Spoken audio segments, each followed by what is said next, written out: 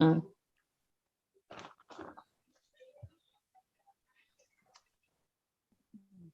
A warm welcome, one and all present. On behalf of the Department of Computer Science and my board, I welcome you all present in the pleasant evening to fifth day of 15 days workshop on analytical tools for image processing. I'm honored to welcome our today's speaker, Dr. M. Nachamai, Specialist, Research and Technology, Siemens Healthcare Private Limited, Bangalore, to deliver the hands-on session on breast cancer image classification using deep learning. I would like to express our gratitude to our esteemed speaker, Dr. M. Nachamai, who has immediately accepted our invitation to preside over this today's event. It gives me immense pleasure to extend a warm welcome to our university dignitaries, professors, other university professors, government college professors, and affiliated college professors from all over Tamil Nadu and India. A friendly welcome to research scholars and PG students. Now, I would like to call upon one of the principal investigator, Dr. P.L. Chitra, to recap the last 4 days session. Welcome you, ma'am. Thank you, Tamilmati. Happy evening. My hearty welcome to one and all present here for day 5 of 15 days workshop on analytical tools for image processing. Live as if you were to die tomorrow. Learn as if you were to live forever. As per the Mahatma Gandhiji's quote, and as per the Leandro quote, learning never exhausts the mind. Another quote says, change is the result of all true unlearning. In order to do all this, our young and energetic participants are with us throughout in all the 5 days with us. So learning is a continuous process. So learning will give you knowledge, wisdom. This will help in our career. With this, we welcome you all once again for MHRD RUSA 2.0 Biomaterials 2 weeks workshop on analytical tools for image processing. First and foremost, in order to make our session effectively, I request all the participants to do the following. We request the participants with laptop or desktop to install with Anaconda Python notebook for Handson. Then the Word file is given to download the data set as per the directions of our resource person, which is put in the chat box, and it has been sent to the mail also. Kindly, at present, you can download it. If you have already downloaded, it would be useful to you now. Please first do the needful to effectively make use of your workshop with hands-on. So I take this opportunity to welcome our chief guest as well as speaker of the day, Dr. M. Nachamai, Specialist Research and Technology, Data and AI, Siemens Healthcare Private Limited, Bangalore, for immediately accepted our having immediately accepted our invitation. Welcome, madam. Thank you, ma'am. I take this opportunity to introduce what we have done in the last 4 days. In day 1, we have Dr. A. Santosh, MD, Nuclear Medicine. He has thrown the light on cancer imaging and therapy using radioisotopes, and he has brought about multimodal imaging and how the processing could be done and what are the treatments, diagnosis, and therapeutics could be done with respect to this. The day went on well with a high input to all the participants. In second day, Professor D. Augustine has pointed out what is cancer, comprehensive care through prevention, diagnosis, treatment using nuclear medicine, radiotherapy, medical imaging, surgery, pathology, and clinical laboratory from Christ University. He has nicely brought about nanoparticles and its unique properties, nano-oncology, and he has thrown light on interdisciplinary research, cutting edges of the biology, chemistry, engineering, physics, and medicine people, how we can put together to come out with an effective model. In day 3, Dr. J. Chandra, Associate Professor, Department of Computer Science, Christ University, has explained the use of respiratory motion prediction of lung tumor using artificial intelligence as a use case. She has clearly explained the step-by-step execution of how the imaging could be first taken and pre-processing could be done. And she has explained about the respiratory motion images and how the measure could be done with respect to the affected portion of the cancer cells and what type of artifacts which is present could be identified. Everything has been clearly explained. In the day 4, that is supposed to be a World Cancer Day. Yesterday was a World Cancer Day, in which we have another eminent professor, Dr. G. Kumbaresan, from Department of Genetics, Madurai Kamaraj University, has enlightened us on computational modeling of cancer genomics data for targeted therapeutics. Professor has explained about how the genomes can be utilized as a features for our computational model. And he has explained about what is genomics, integrative genomic modeling employed using pathways as clusters, development of a massive expression network of breast tumors. He also brought about screening of a panel of homeopathy formulations for NAKB pathway modulators with HEB, 3B, NFKB, LUC reporter cells as a therapeutics. He has nicely pointed out how genomes are helping us and it could be used for our modeling. In day 5, today, we have with us an eminent resource person, Dr. M. Nachamai, Specialty Research and Technology, Data and AI, Siemens Healthcare Private Limited, Bangalore, to throw light on breast cancer image classification using deep learning hands-on. So workshop is always meant for hands-on. Today is the day for all the participants, those who can enjoy your practice experiences with respect to the guidance of our eminent resource person, Dr. M. Nachamai. She is an expert in this domain. I thank Dr. M. Nachamai for having good association with us, and whenever we request for any resource person or any other collaboration, she is always happy to collaborate with us. Thank you very much for your immediate acceptance, madam. We are very fortunate to have you with us. Thank you so much. Over to you, madam. Over to Tamilmati to introduce the speaker. Yes, ma'am. Thank you, ma'am. I'm profoundly delighted to take an opportunity to introduce the speaker for this evening. She is the Madras University Gold Medalist in both BSc and MCA degrees and completed her doctorate in AI in 2010. She started her career as a Java developer, then flagged as a passionate teacher. Now she is a specialist, research and technology in Siemens Healthcare Private Limited, Bangalore. She has published 50 indexed international publications, including ACM, Springer, and international conference papers, have chaired numerous sessions and conferences, and been a part of many IT workshops, technical talks, and panel discussions, both in academics and industry. I hope you all find this evening, this seminar is highly engaging, fruitful, and beneficial for your future research. All participants, please mute your mic and video.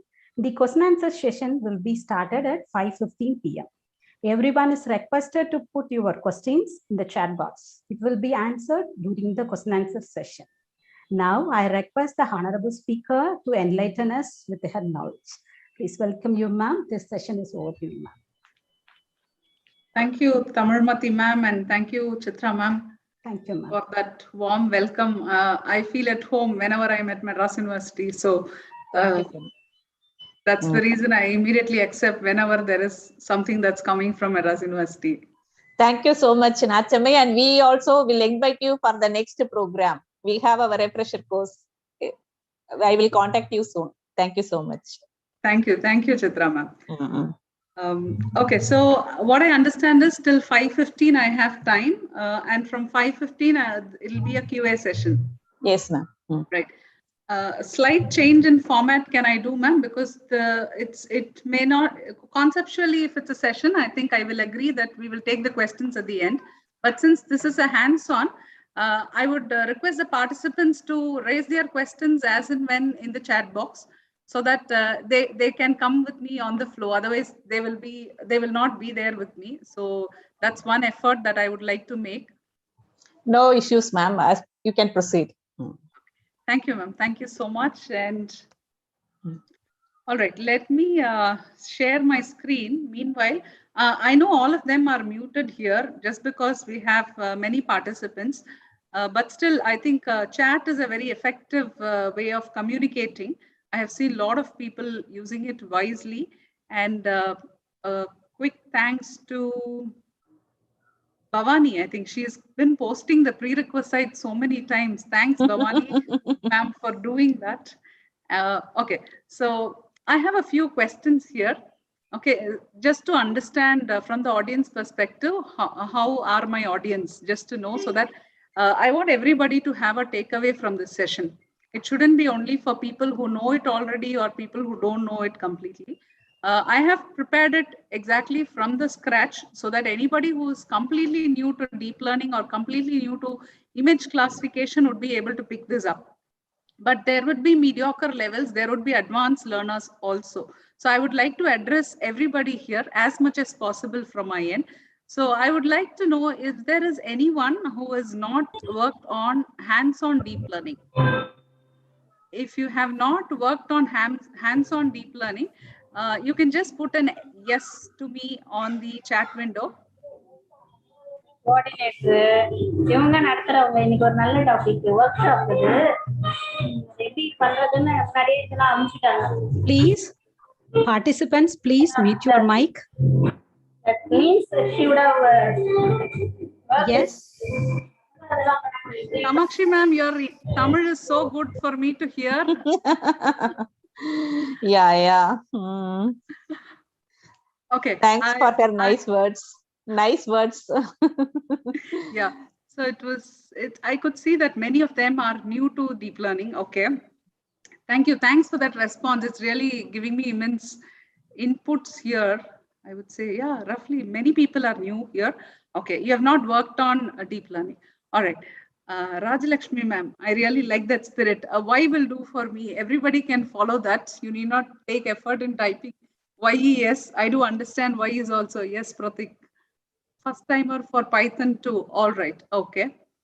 All right. Okay. So thanks for those responses. Now I understand that many of them are new to deep learning. I will take it that way. How many are new to Python? How many of them are new to Python?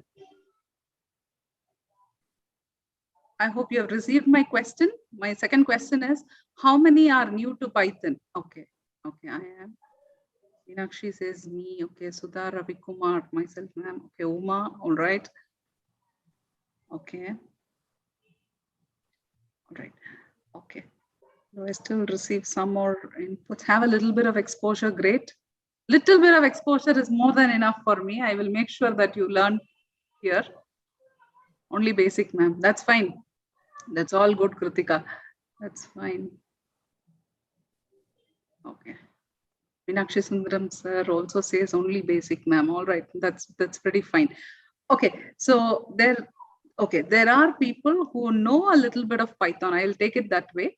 Okay, but I'll have to explain that also. Okay. How many of them are aware of image processing?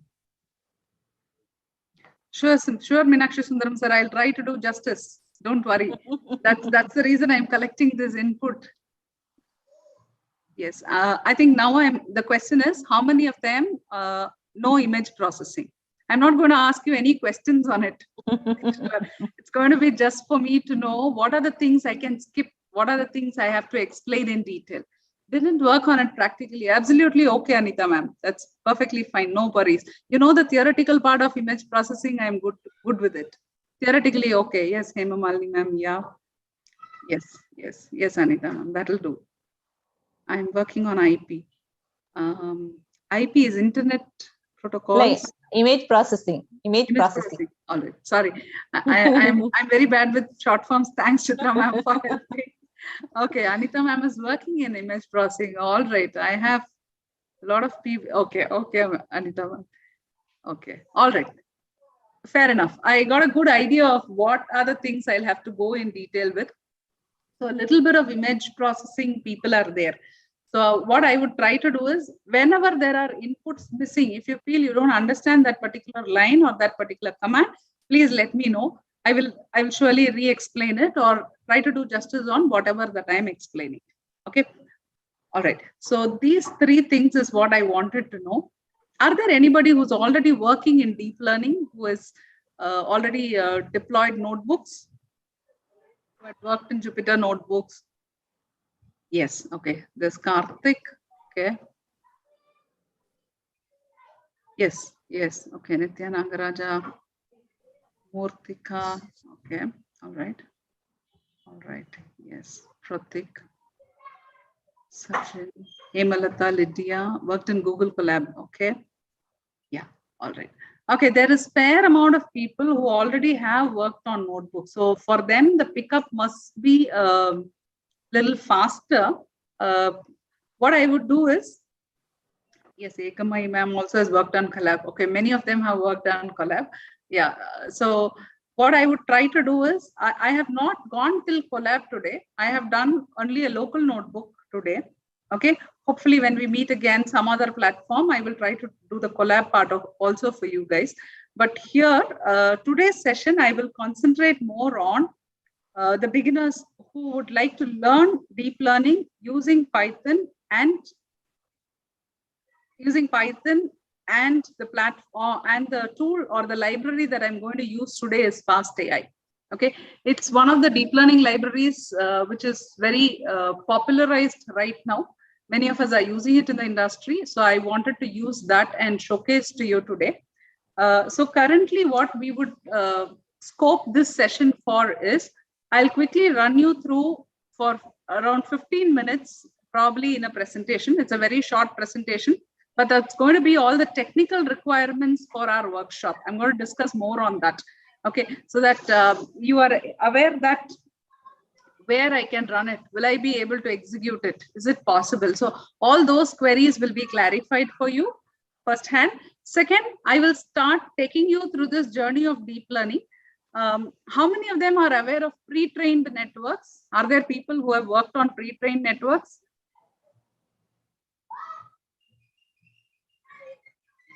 It can be a yes or no, no problem. Yes, I have a few yeses. Karthik, you can use Spider, no problem. I saw your query there, but I couldn't respond since I was delivering. Okay, no, okay, no. All right. Okay. Yeah. All right. So there are around 126 participants, but the sample that I'm getting here is around 10 to 15. I'm going with that sample because that's the response that I have in hand. Based on that, I will go. Okay, so many of them have not worked on these stuffs. All right, so, okay, fine. What I will do is I will start sharing my screen. Yes. Okay.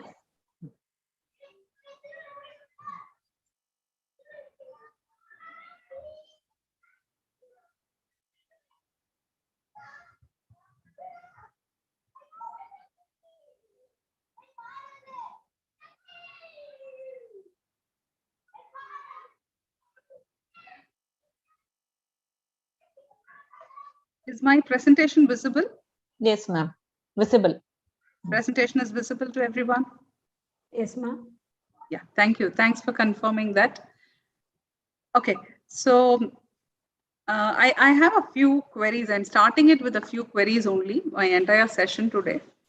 Why do we need deep learning? why don't we use image processing techniques itself?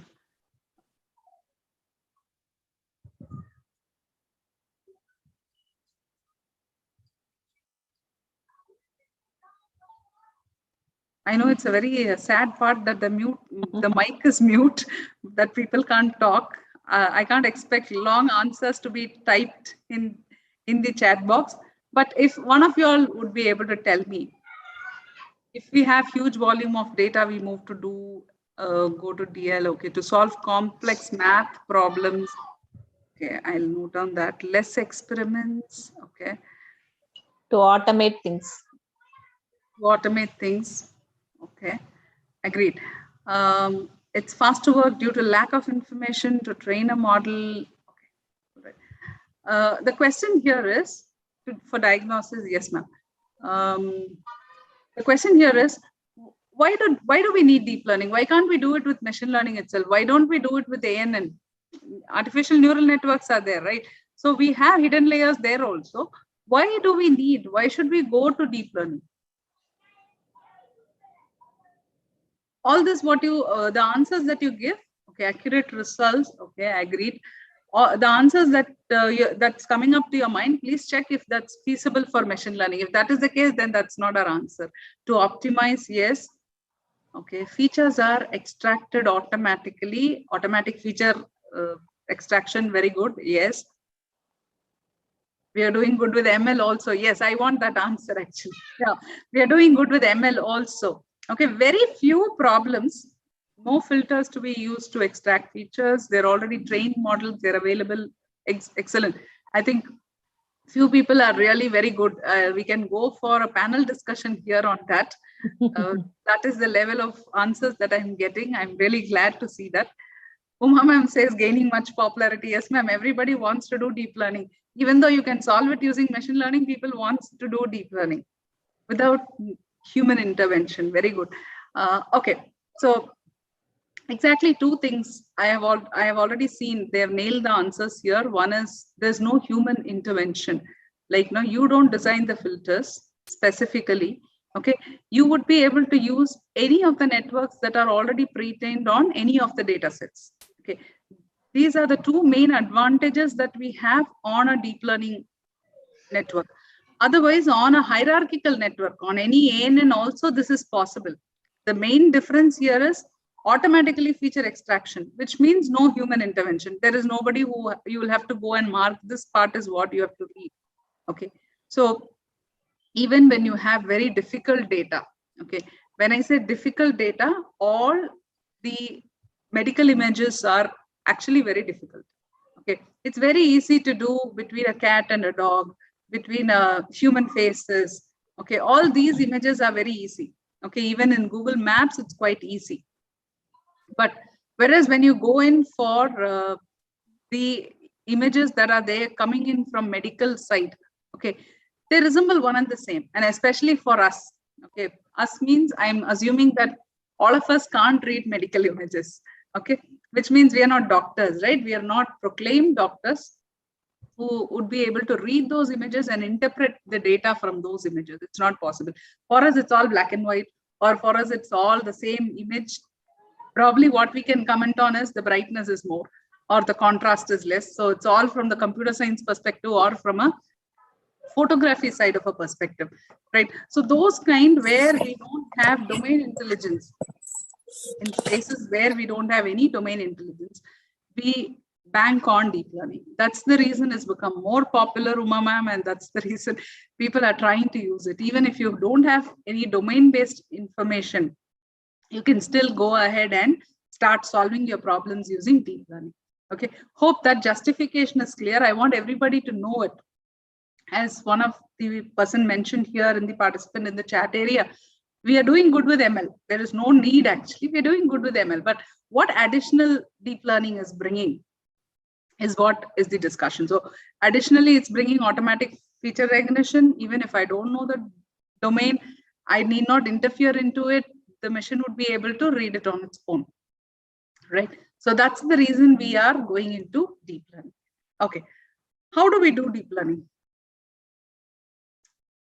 How do we do deep learning?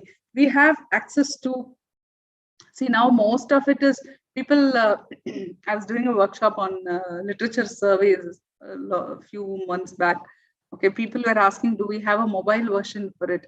Yes, we do have a mobile version. Now we all want it in our palm, right? Now, deep learning is something which is kind of very massive. As you know already, I need not define deep learning. I'm not doing a detailed definition of deep learning here, assuming my audience is really well informed on it. So for such a huge network, okay, to be built on a system, of course, mobile phone is not possible. I don't have a light OS for doing this. Okay, so is my laptop sufficient? Can I run models on my laptop? Can I have an answer to that question? Yes, Karthik says yes. Yes, Karthik. Yes, very good. Yes, okay. Okay, Egamai says we need GPU. I'll note it. High laptop configuration is needed. Yes, these are the myths I want. Yes, high configuration. Yes, Meenakshi Sundaram sir. Yes, okay. I think no GPU.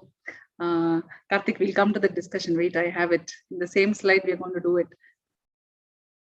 Okay, any GPU based laptops? Okay, okay. Minimum 16 GB memory. 16 GB memory. Felicia, ma'am, 16 GB memory means what? Which memory? RAM, ROM, HDD, SDD? So only we are using Collab. Okay. SDD. Okay. All right. 16 GB memory. Okay. Assuming your problem is really huge. Okay. All right. Okay. So first thing you'll have to believe is, yes, we can develop deep learning models in a laptop. Okay. Please make sure. Please do not have the think that, no, I can't develop it. Okay.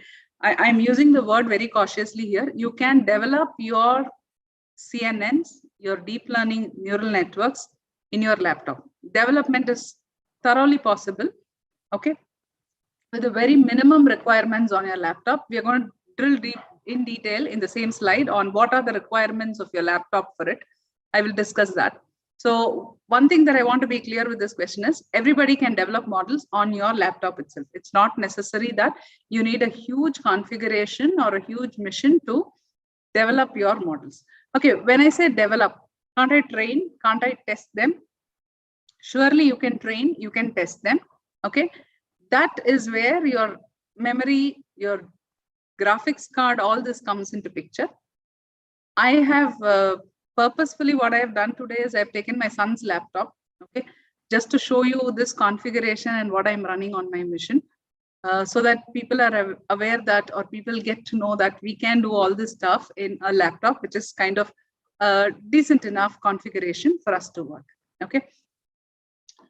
So let's jump in. What's the machine configuration needed? Okay. There will be too many answers, so I'm not posing this question. I'm going to explain and give you what is the machine configuration. Before that, one quick question is, when did deep learning start? Do you know the timeline? It's not a history session, but still, do you know the timeline? Just to show you how much of effect it has got from the time or from the year it is introduced to till date. It's been huge boom here, right?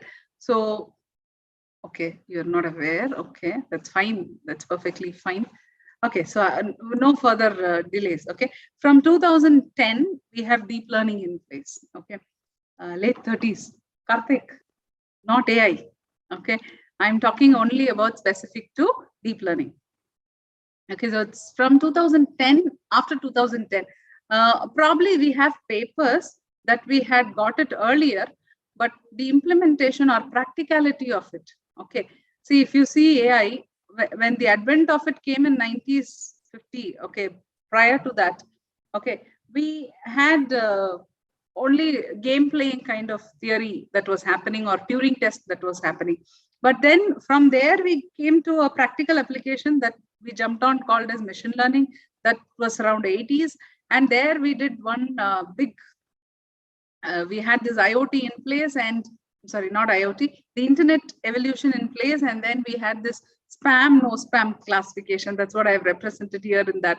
So that was a huge hit. Okay, how do we do that in machine learning? Emails getting classified automatically.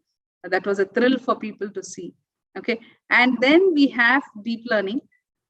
See, actually, the boom of AI is basically because we have deep learning in place. That's one of the reasons that we have a huge boom here. Okay, all right. Now let's go to the mission configuration that I was talking about. One quick question I want to ask, is my screen visible, which means are you able to see the chat window also, which I have opened?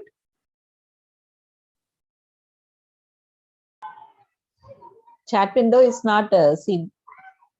Okay, chat window is not seen. Fine. No, otherwise I'll be blocking the slide. That's the reason I wanted to check. Thanks, Chitra ma'am, for confirming that. Okay, so quickly let's go through what are the requirements that we need, okay, for us to develop. And pretty decent, I want to slightly train also. I would say partial training I want to do. Okay, then what is good to have or what is best to have, both I have given here. Whatever I have highlighted in black colored font is actually the good to have. You should have minimum, that is what I'm telling. So it's very, the best things to have is 8 or 16 GB of RAM. Okay. The idea of me giving this is, see, many universities, many colleges are now coming up with a lot of mission setups. If you can set up such a mission, it's not going to be for a one person, right? It's going to be for the benefit of the entire academic community who is working there. So in that case, 8 GB or a 16 GB mission would do. If you have your laptop, okay, you're at home, which is quite handy that you carry around, a 4 GB is more than sufficient. Okay. And then you will need SSDs and HDDs if you're doing very huge problems. Okay, so all this white font that I'm giving you are your, I would say, college missions or academic missions that you can set up, where you can go for 1 TB or 2 TB. Of course, for your laptop, you can have your external drives connected if you have a huge data set, okay, which can be pulled from there. Data can be pulled from there. All right. And the next question of whether we can train 1 TB of data in the 4 GB RAM, surely no. Please don't have that. It is not possible for us to train it that way. I'll tell you how we're going to, how you can actually exploit it, how you can use your laptop. Standard CPU cores that we would need is 4. 8 is good. If you have 4, it's more than enough. Your development will surely happen. Okay. And many of them were telling, I need a GPU. I need a graphics card. Okay. See, of course, there are huge graphics card in market from NVIDIA. Everybody knows, there is no denial. Starting from P400, I have mentioned P4000 here, which is a very good graphics card. And there are a lot of, if people are with gaming community people, you will know RTX. RTX cards are now used for AI training. They are very, very fast. Okay, 1080 Pi, you have this, those big cards which can be used. Okay, but for learning, okay, for you to start with deep learning and say, okay, I want to know how this actually works. I want to know how this is performing, how much I can go, to what level I would be able to do this. For this, your Intel graphics card that is there in your laptop is more than sufficient. Okay. Okay. Quickly, can people, those who are on laptop, give me what's your configurations? I hope you know how to check your configurations on your missions. Do I have to show you how you do it? How you check? Is there anybody who would require that?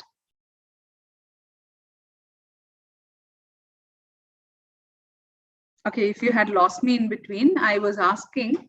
Okay, Pratik says it's an i3 5th generation 4 GB RAM. i5 10 generation, okay, 8 GB RAM, i5 processor, okay, 8 GB RAM, 2 GPGC. No, Bhavani ma'am, I didn't get it clear. i5 10 Gen, 8 GB RAM, okay, great. All right.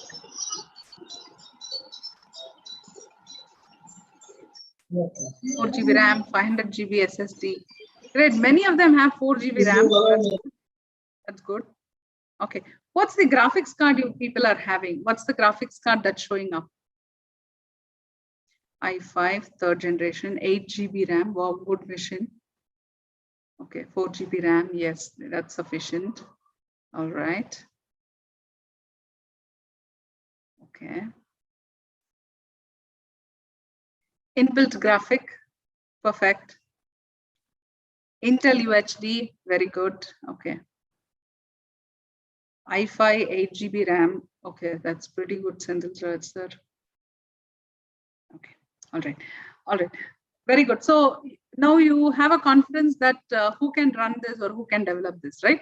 So if people are still not able to figure out these inputs, I've given you a small set of commands here on which you can use them.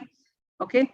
What's your configuration? It's basically you can check on your device manager, or you can go for system info, or you can use your task manager to check, do you have a GPU? What's the utility of your GPU? I hope everybody knows task manager, right? If you go to task manager, if there is a inbuilt GPU on your machine, it will be showing up as a separate column. Okay, how many of them have seen the GPU using a task manager? Can you raise your hands?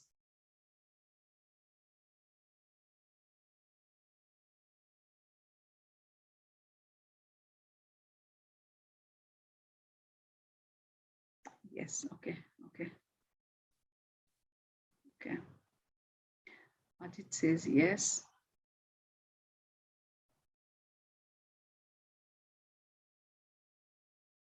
Someone is giving commands. Okay. Ajit says commands. Okay. Thanks. Yes. Yes. All right. So you are aware, right? The GPU utility will be shown there. Okay. There are 3 more messages here. Oh, great. Many people know it. So you would be able to figure out from there. If people are not able to find out now, please make a note of. You can use these commands and check what's your configuration. I'm damn sure most of your laptops would be able to do this.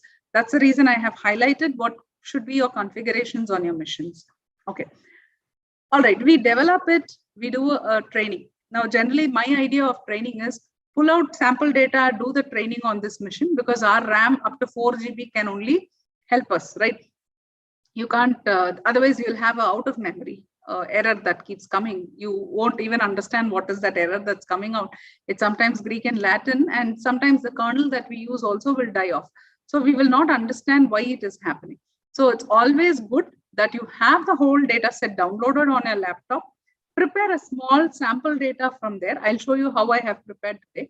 You can have a small sample data from there, and that sample data keep using. Develop your model, stabilize it, get your model saved, and then what should we do next? We always have a solution, right? We have Google Colab. It's a collaboratory environment. It's a platform that's provided for people where we get a very huge, we get up to 16 GB of RAM for our training, and we have a 100 plus GB of HDD, which we can use for our data set, where we can mount it and we can use it. Okay. As I told you, we are going to do only up to here today. I'm not going to Google Colab. We're going to do it on our local machines. I'll tell you how you're going to do it. Okay. I hope this slide is clear. Are there any questions here? If there are no questions, I don't want to spend much time on the theory, so I'm moving quickly to the next one. It's clear. Thank you. Thanks for confirming that. Okay. What are the tools that makes this deep learning a reality? Okay. Now I want a quick chat on this. Okay. What are the libraries you have heard from the image that I have shown you? I've shown you one big tree here, which is rooted up from Python. Okay. Can you tell me what are the libraries you have seen? Okay, TensorFlow. Okay, TensorFlow. Many of them are TensorFlow. Okay, TensorFlow, Keras. All right, great. Okay, TensorFlow, Keras, Scikit, TensorFlow, PyTorch. Nice. Hema ma'am has heard of PyTorch. Okay, today what I'm going to do fast AI is based out on PyTorch. Okay, TensorFlow, Keras. All right, good. Did you ever imagine these many libraries are there? Okay, Egamai has an idea of Theano. Okay, heard of Theano? Good.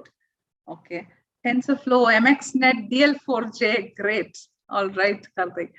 All right. Okay, probably more hands-on there. Okay. Okay. Nice. Good to see this response here. The idea of bringing this is telling you that there are numerous libraries.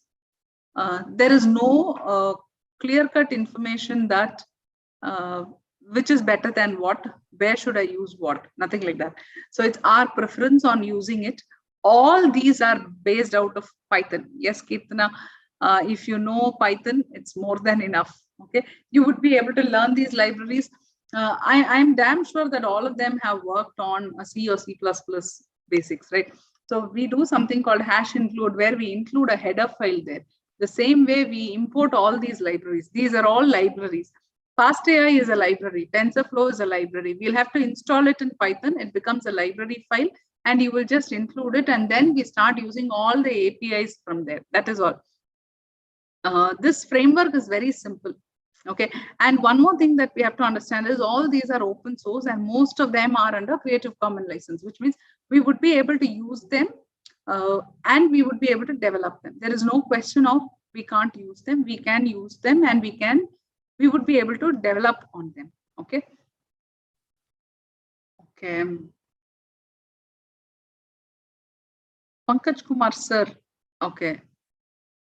Is that for me, or is that for the participants? Okay. Fine. So I think we have already got this particular image here already. So PyTorch, TensorFlow, Keras. So these are the most popular ones. Of course, Theano is also one more, and Cafe and DL4J. I think all these words came up. That's the reason I asked this question. I'm glad that the entire audience is with me on knowing all these stuff. I'm really happy about it. Of course, TensorFlow is huge in the market currently. When we see the share of people using it, the reason being we would be able to use TensorFlow might be more easily comparatively. Okay. Dr. Pankaj wants to know how CNN can be applied for cancer. It's not a straightforward single line answer, Pankaj sir. We are going to do that right now. It's a hands-on session. I'll have to build a background before I start with my notebook. Once I go into the notebook and show you the classification, you would be able to do it. And breast cancer classification, you are only going to do it. I mean, participants are going to do it. I'm going to show it on a different data set. Okay, that's the kind of self-test that you're going to take up today. Okay, all right. So quickly, I will move on to the data sets for today's session. As I told you, we're going to completely work on the first data set. That's the pneumonia data set. That's on chest X-rays. Okay, there is no particular reason that I have picked it, but I wanted image which is actually grayscale, which I can show you. Because the breast cancer one that we have planned to do in the workshop is actually an RGB image. I think you would be aware of the types of images, right? What are the types of images that you know? Or what do you mean by channels in an image? There are a lot of image processing people here, so I should get quick answers here. What are channels? How many channels an RGB image has? Karthik says binary. Okay, agreed, Karthik. Yes, grayscale. Yeah, very good. Anita ma'am, thank you. I will take that 3 as an answer for the RGB. Yes, yes. Okay, RGB. Alpha image. I'm just missing. Okay, alpha. Okay. 255.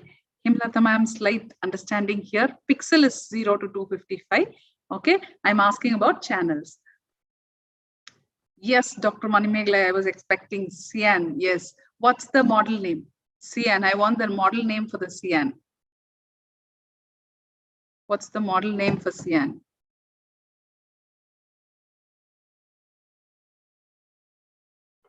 RGB is a model name, right? CMYK. Thanks, Anita ma'am. Yes, CMYK. Can you tell me what's the K?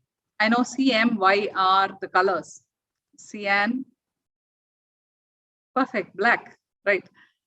Yeah, they are called as key line. So they actually demarcate. So these are actually different image types, right? That's the reason I picked up these two data sets. Pneumonia is basically a grayscale image, and the breast cancer is actually a RGB image. Okay. Hope that's clear. Okay. Let's go to this data set quickly.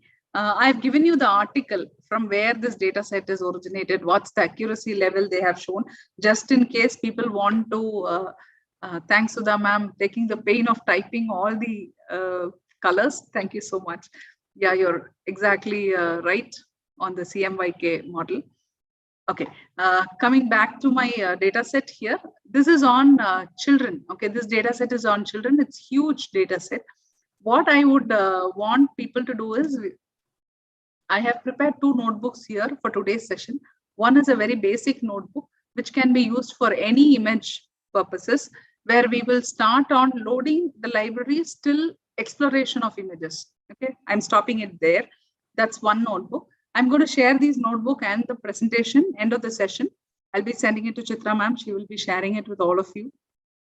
The second notebook that I have done is, I'm going to do a pre-trained network. I'm going to show you how we use a pre-trained network on a pneumonia data set, and how do we actually come to an output.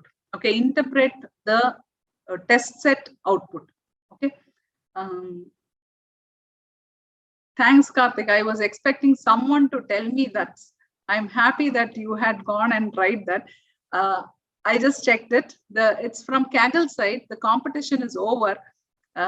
So I have the data set. Don't worry. I will share it on a drive with Chitra ma'am. You can take it from there. It's been a little time. I think it's because of the yes, Yegamai ma'am. I just checked it after I sent it. I thought it's available still there in the link, but it's not. Don't worry. The first one, I think you are able to download. The pneumonia one, I downloaded again. I was able to do it. Yes, all right. Okay, so we will do that first. Okay. Yes, Vageshwari ma'am. First one, yes.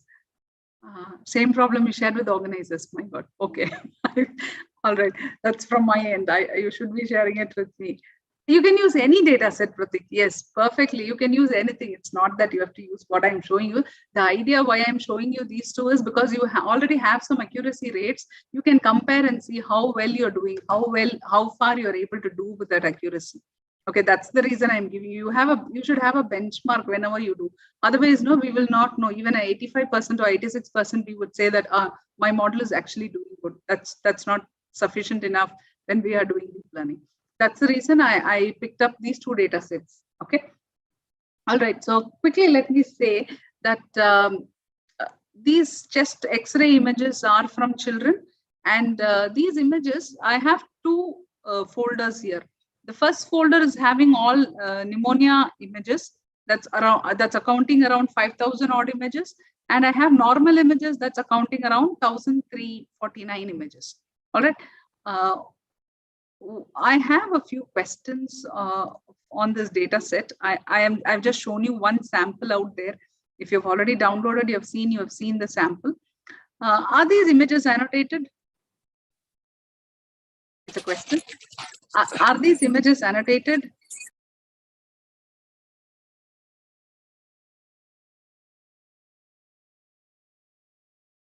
Okay.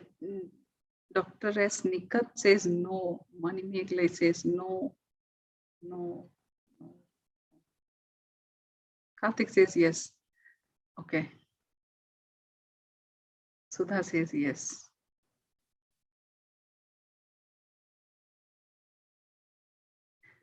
Okay, we are not, the tough thing is we are not in an offline session. Otherwise, I would have given a big high five to all the people who are giving me an yes there.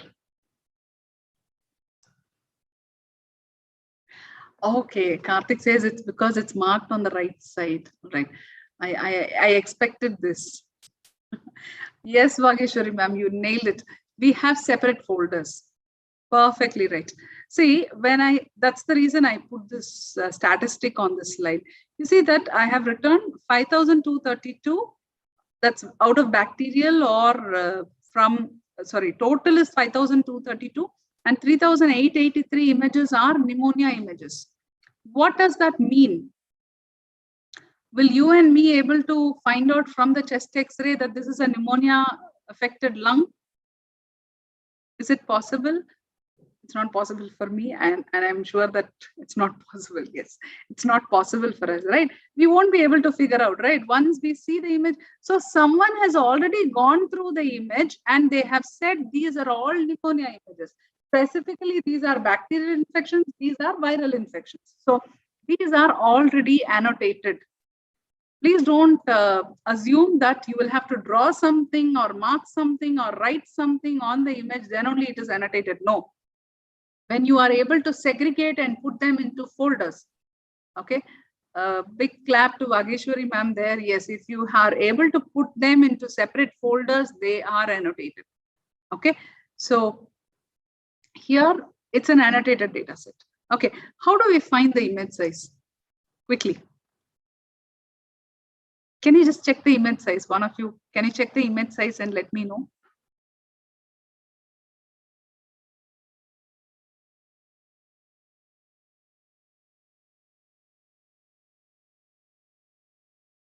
I am here to just break down all the myths. You people actually know a lot, many things.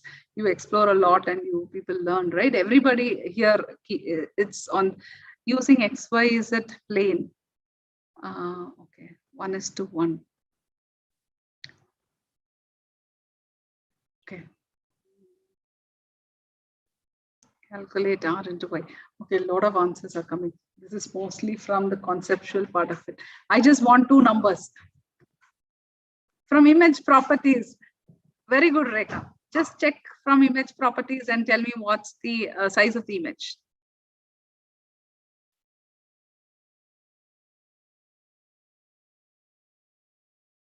(212 bytes).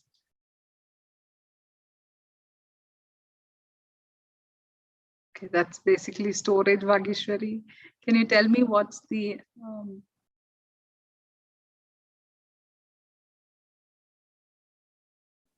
1853 by 1513? Exactly. I'm looking for this. See, this is basically dimensions of the image. That's all I want. Okay. 256 by 256 for ImageNet. Perfect. Yes, that's for the ImageNet. Correct. Like that, what is this data set? So there is an image size. Is it a standard image size across 850 KB, ma'am? This is storage. 1857 into 1537. Yes, this is what I wanted. See, few people have it a little huge, few people have it a little. So why I'm telling you is, see, what I'm trying to do is, I've given you a data set. We are trying to analyze the data inside the data set. Now, what are the things that we know? We know that it's an annotated data set. Okay. Second thing, we are trying to check what are the sizes of the image that's there. 96 by 96 for something smaller. Ma'am, I'm asking to check on the data set that you have downloaded. If you have not downloaded, please click on the link. You will get it within few seconds. It's not necessary, few minutes, sorry, not seconds. You'll be able to download it quickly. You can download and just check. Okay. Height is 140, width is 160. We got too many image analysis. Very good. You can go ahead. The idea is, before you have your hands on those images, on getting it into deep learning, before that, have an idea. Please keep it in your mind that this is how my data set is. So for that to frame is what I'm trying to tell you. And how many channels are there is my next question. Is it possible to look at the image and tell that these many channels are there? Two channels. Okay. I will reserve the answer for this question. We will do it in the hands-on. I have kept all this in the first notebook. We will see that. Karthik says 3. Okay. There's 1, 2, 3 different answers here. Yeah, we'll check it. No harm. Let's learn that properly. Okay. Okay. Now, the next one that I told you was about the breast cancer data set.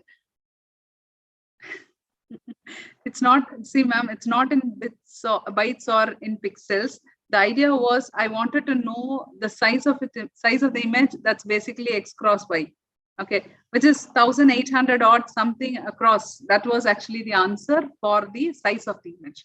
Okay, I'm going to show it to you on the first notebook. What's the size and how do we resize? Okay, so don't worry about it. We're going to do it hands-on, and that's why I'm pushing it from the theory here. Okay, and this is what I said about the second data set. That's the breast cancer data set.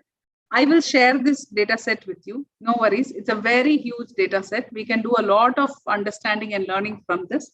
Okay. Okay. Quickly tell me whether if this is annotated. I need quick answers now. Is this annotated?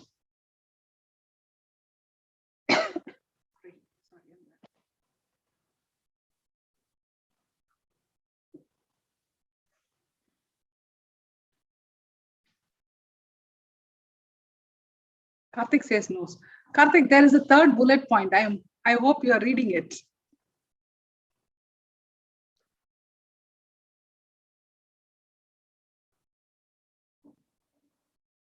It's labeled.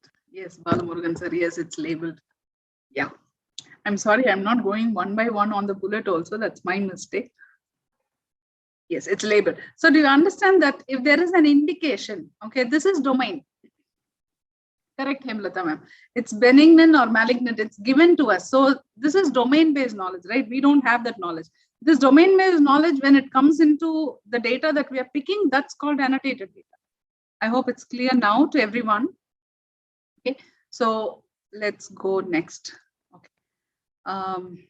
As I told you, today I'm going to use one library. It's just, I'll not even call it as a tool. It's very simple. It's a library. It's called Fast AI. Once again, please, Meenakshi ma'am, which one you want? You want me to talk about the annotated data? Annotation. Okay. See, if you have just the images, okay, and just file names for the images, not indicating anything about the image. Okay, even if it's only patient number given or just xyz.jpg or xyz.tif, that is not annotated. If I have the images into two separate folders, okay, or if I have an Excel sheet which says this file name belongs to this file name, the second column is 0. Okay, let me do one thing.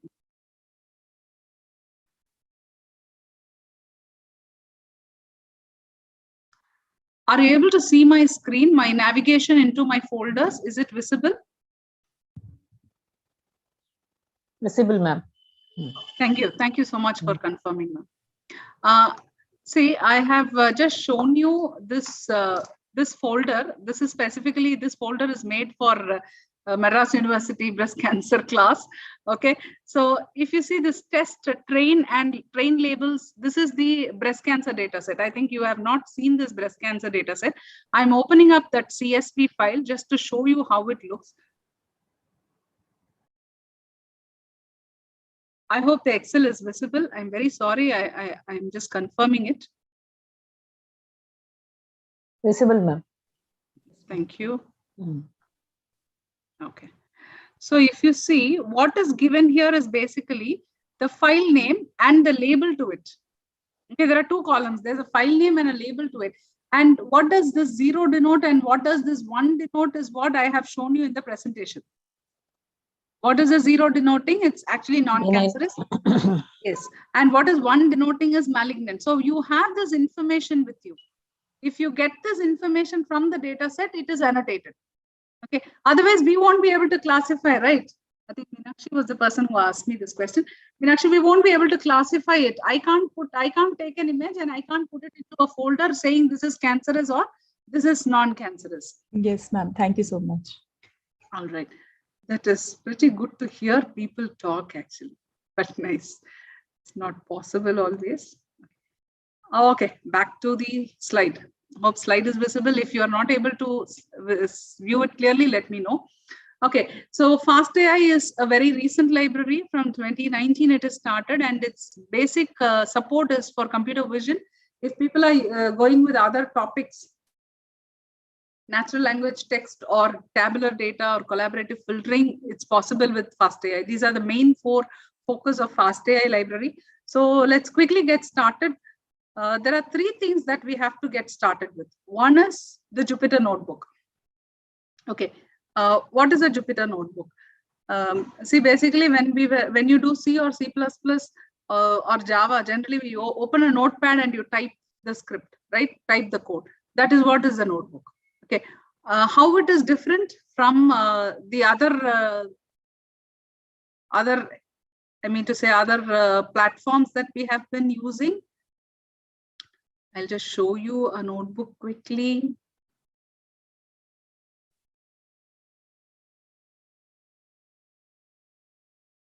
So this would be my folder actually. I'm very sorry, I'm new to Zoom and this entire ribbon of, I'm able to shift it now, good. Okay. Okay. Are you able to see my notebook now? It is seen. It is visible. It's visible, right? So this is called a cell, my friends. This green thing is highlighted here, right? You see my mouse, this is called a cell.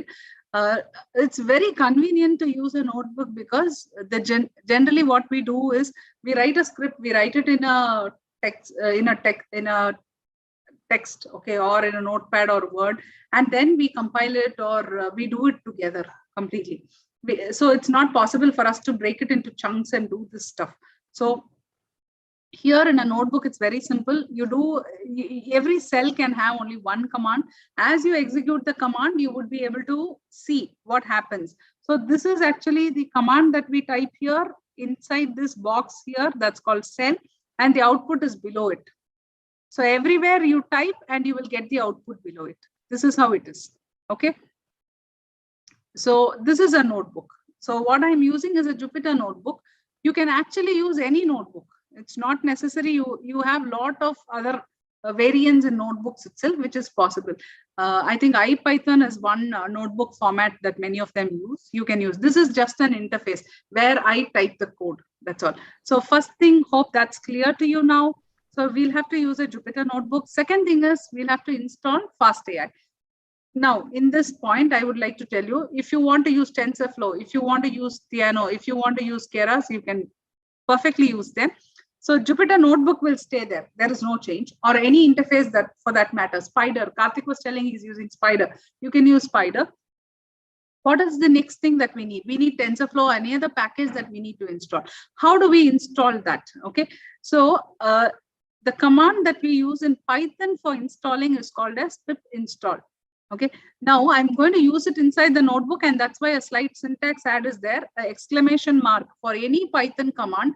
Any Python command that you have used, you can use it inside the notebook directly. You'll have to use an exclamation mark. Then it's actually going to work for you.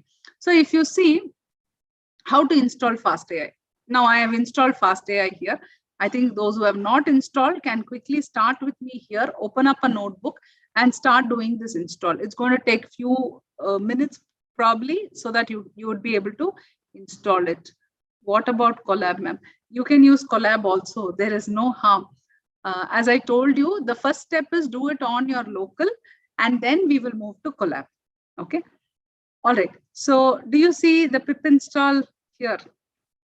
If I do an installation, I'm just giving a few minutes so that people will start opening up. If you don't have your Jupyter notebook, first thing that you have to do is download Anaconda. That's the interface that I'm using here. You can, if you don't want Anaconda, you can directly go in for Jupyter notebooks. You can download them and use it. Okay, here if you see, I think I can show you. I have my Jupyter notebook server running here. Do you see the command prompt that's here? Sorry, I missed. So this is my Jupyter notebook command prompt that is running. And this is actually my interface. So when you install a package, it's basically going to tell you that it is installed, and this is the output here. Okay, what are the things it has successfully installed? Okay, are you all there with me until now? Can you increase the font, ma'am? All right, just give me a minute. Let me see how can I do that.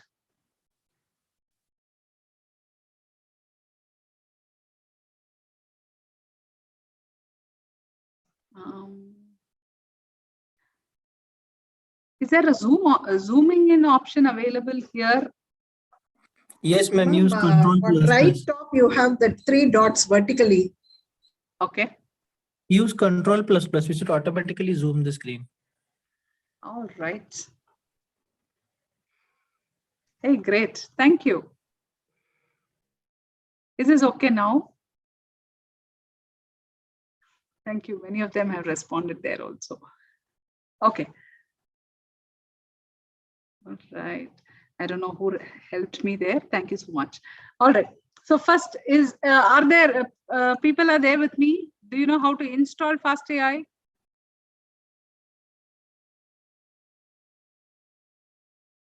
We are running short of time. I want quick answers now. Yes, ma'am. Installed. Very good.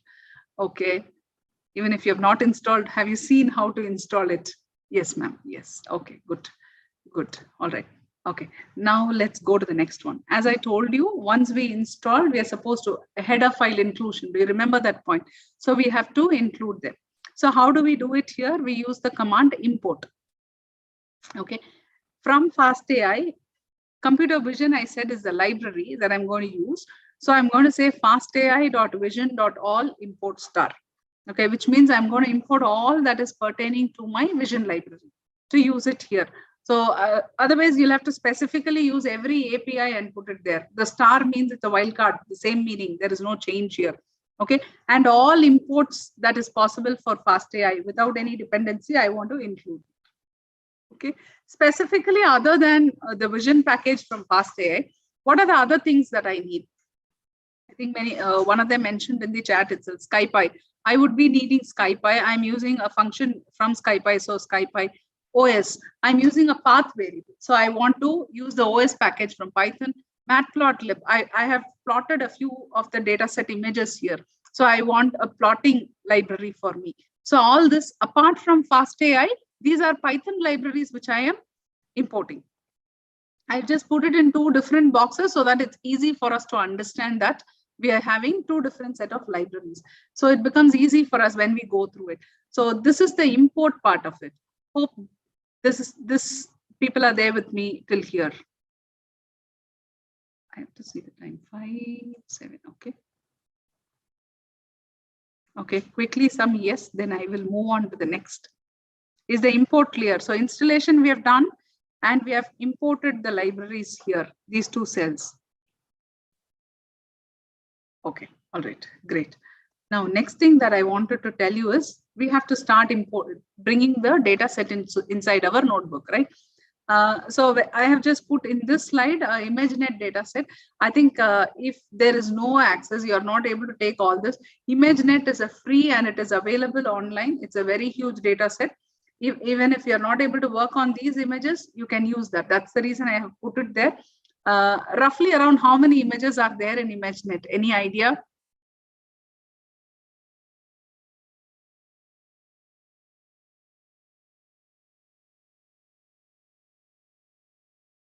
I know that many of them have worked on ImageNet. I got that ImageNet dataset earlier also. 1 to 10 million, even more. Yes, it keeps adding every year. From 2010, this is there. It's for a challenge, actually. Vision recognition challenge, this dataset is being formed. So you have a large image data available there. It's very different. It's very different objects. You have animals, you have humans, you have faces. Different things are there, but it's a very nice data set. If you do not have access to any other data set, if you feel it's tough to download, this is available. Okay, no reasons for you to tell that you don't have access to. Okay, now last one thing before we go to the notebook. Let me do one thing. I'll finish the image analysis part in the notebook and then come back to this. All right. So as I told you, I'm setting a path variable here. Okay, this path function is basically from the OS library that I'm using. I'm just setting the path. I think all this is pretty simple. And this path.ls command is very similar to your Linux. You have a listing, right? Listing in the directory. What are the files in that directory? So I think I showed you my directory also. Okay, I'll show you. See. So this is the chest X-ray data set. Everybody will be having this. I hope when you get into this, you will have train and test folders. In your train folder, you have normal cases and pneumonia cases. This is our annotation that is available for us. Okay. What I have done is, this is very huge data set for this laptop. Okay. So I have taken a sample data. Okay. Sample data. where I have put train images. I have made sure that I have very small list just for me to have a kickstart on my model. To know that my notebook is working perfectly, it is able to train. So on this laptop, whatever is possible on test, train, and validation, I have split it that way. Okay. So on train, I have the normal and pneumonia cases, and I have 48 images. This is a start for me, so I'm just keeping it that way. Again, on test, I have a few images, and on validation, I keep a few images. That's all. This is my sample data, which I'm trying to load here. If you see here, this is my path. Okay, so if I list all the subfolders in that particular folder has been listed here. Okay, all right. Now I start plotting these images to see how these images are on a notebook. There is no requirement that you have to plot and see it, because you are able to see it there itself, right? Usually what will happen is many images that we get will not be in the same channel pattern. Some images will be in BGR pattern. Some images will be in grayscale. You would like to convert them and see how they are. In that case, we will have to plot it and then check. Here, I'm not doing any conversions. I have used a very simple code from Matplotlib. I am reading those images and I'm just using a looping construct here, which is very simple. It's not, I think anybody who's basically coding on any script would be able to know it. It's a for loop that I have used, and I've just subplotted it so that I get these images here. Okay, this has a lot of exploration. Visualization itself is a separate workshop that could be done. Since I'm giving you this notebook, you can just use this code there and you would be able to display the images, and try changing the subplotting here, however you want. Okay, and if you see what I have plotted here is the test images. Just for simplicity's sake, I have just put it just to know that I'm able to access to that folder. Okay. Okay. Now, as I told you, we'll have to do a little bit of image exploration, right? People were asking, how do we figure out size? There are a lot of confusion. Bytes, is it on pixels? How do we do it? Most of the deep learning problems, most of the APIs, we don't have any pixel based. We all go only with the size. Okay. So here, if you see the image that we have here that I have used, okay, I have basically put the file name itself here, I think. Right. Yes, I just directly gave the file name, and I asked it to print what is the format, what is the size, and what is the mode. Okay, mode is basically our model. Is it an RGB model?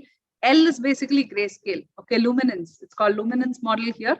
So this image.open, and pill is again the image library that's available for, it's called Pillow. Okay, it's an image library. I think you have it in Python itself. It's not from FastAI specifically. Okay, so you would be able to find out these formats. Okay, I have given you, okay, quickly, if you are new to Notebook, these cells that I told you, these are code cells. If you see here, you can see code. Okay, if you see here, these are not code cells. I've just said markdown. This is like commenting, giving a heading. Okay, so I put one markdown here to quickly give you a quick brief on the image models. What are the models? I think we had a quick discussion. If people have not caught up in those discussions, please go through this notebook. You would be able to find out what is a model. Okay. So if you could see, this is there's another image that I've loaded. It's a TIFF image, the size of the image and the RGB model. It's the channel is RGB. Okay. And next, image resizing. Okay, so the reason why I want to do image resizing specifically is one of them mentioned ImageNet 224 by 224. Okay, these pre-trained models are basically trained on certain size of images. It is not that you can't feed in images which are of different sizes. It's possible, you can do it. But as you actually go closer to the size of what that pre-trained network is trained for, you're actually doing a much better job in terms of performing. In terms of tuning the model, it is easier. So that's why we need more of resizing here. And how do we do that resize? It's again a very simple function. Anybody who's worked on image processing, you would have probably used MATLAB or OpenCV or any of these libraries, right? Or any package that you've used, you will have this image.resize function. It's the same. It's a Python function where I have just opened the image and I have just resized according to my size. Okay, so these are the prerequisites that we have. or that we would basically need. These are crude prerequisites that is needed that we have to do when we take a data set. Okay. Hope this notebook is okay with everyone. Please, ma'am, show import part. Okay. What happened, Karthik? You are not able to work on the import. Are you able to see the import part now?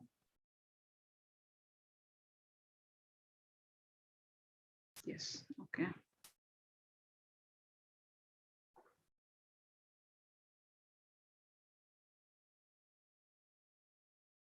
Okay. One quick thing that I will tell you, if you are getting errors here, how to fix size of image for resizing, ma'am? Is there any fixed size? Purnima, I will come to that question in the next slide. I have prepared all the pre-trained networks tabulation and the size of images I have given there. Is image processing done on these image pre-processing? If you need, you can do it, Sudha ma'am, if it's required. For example, normalization. For medical images, normalization is mandatory because some images will be very bright, some images will be very low in brightness. Then the convergence of the model will take a lot of time. Then normalization is needed. If you say normalization is a pre-processing that you are talking, yes, it depends on you. If you want to improve the model to converge faster and work efficiently, yes, image pre-processing should be done. I have not given you image pre-processing functions here except for the resize. Okay, just for the time constraint. Okay, there are a lot of image pre-processing functions here that you can use. All right. I am going to go back to the presentation. Karthik, I am going to share this slide and the notebooks with you. Okay, if you're stuck anywhere, probably in the QA, I will help you out to clear if there are errors. Okay, so kindly, please don't feel bad. I'm moving to the presentation. Okay, so what are we going to use? We are going to use deep learning here on transfer learning. What do you mean by transfer learning? So we have pre-trained networks, which means these networks are already trained. For example, they are trained on ImageNet. These weights are already available and you can just use those models into your notebook. Okay, that's what I have explained here in this. So you have a public data set. Okay, this question comes, if these are trained on this data set, what about the image dimensions? That's what we are doing. What we do is we resize accordingly. Okay, okay, we are resizing. Can't we create networks from scratch? Yes, we can create networks from scratch. I'm assuming that everybody knows CNN here. There are different layers in CNN. If I can quickly here.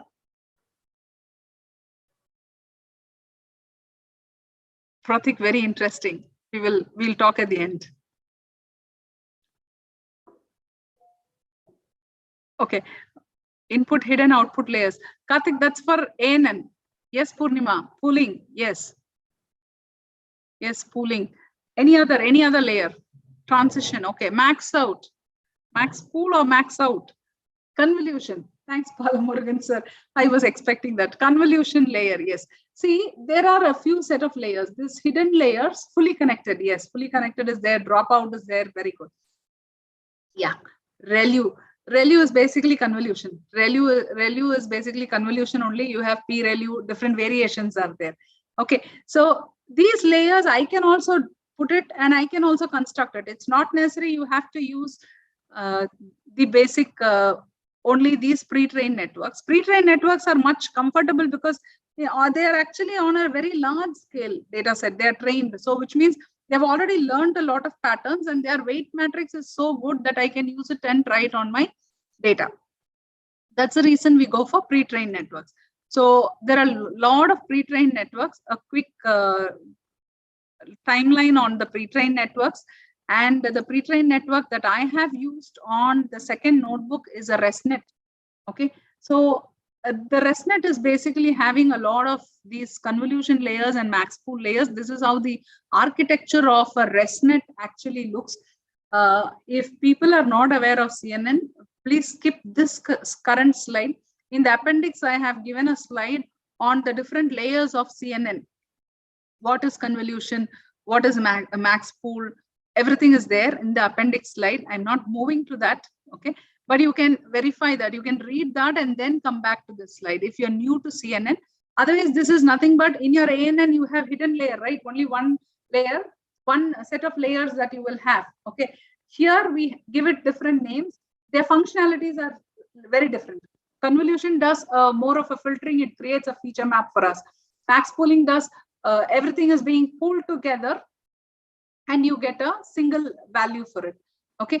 So these are different functionalities. So these layers are on different functions. We can construct it on our own, but pre-trained is much better. This is the slide I was telling. Someone was asking about how do we figure out the size. I missed the name there. How do we figure out the size actually? So size, as I told you, these are different pre-trained models that I'm showing you here. GoogleNet, Inception V3, DenseNet, all these. The depth and the size of the images that have been used and the parameters are being shown here. Okay. So if you see here, the image input size is 227 by 227 or 224 by 224. Then it's possible for us to actually quickly have a idea of how our images should be. And I'm again mentioning, it's not necessary that we have to surely go by these sizes. We can actually go by any size. It's not necessary, but this will actually help us efficiently move the model, get the model out for us. Okay. Okay. Now this is actually the hands-on on workflow. This first slide is what I'm going to show you on the next notebook now. I'll take 5 minutes now to go to the notebook. I will show you the whole flow. Okay. And there is a last slide that I have where how do you improve the model? That part I have given it as a takeaway for people who are actually developing the models currently. So this is what I have currently for today's session as my last slide here. So I will move on to the hands-on. Okay. So hands-on, again, I'm starting from library installation. Okay. Just to make it clear that you will have to install a library, otherwise the API that you're calling will not work. You want to specifically install a version of the library. How do you do it? I have shown here in this particular thing. The second thing I told you, we are going to import libraries. What are the libraries that I need? I'm importing here. The next very important thing, whenever you are planning to do, even if it's a small training, please include these 2 lines of code. This is the garbage collection part, which clears the memory, the RAM, as we do it. Okay, we should be able to clear it as and when we are using it. Because sometimes here, when the kernel dies, your memory will still be utilized. So every time you run this on the cell, that memory will get cleared. So do a memory cleanup in the notebook always. Path setting, I told you in the first notebook. So this is another important thing. I have shown you that ignore all the warnings. Only the errors I'm worried about. The reason being the warnings are too long. By the time we read it and understand it's a warning, it's going to take a long time. So that's the reason most of my code style would be, I would avoid warnings at the first step. So I would ignore all the warnings. I would actually filter the warnings.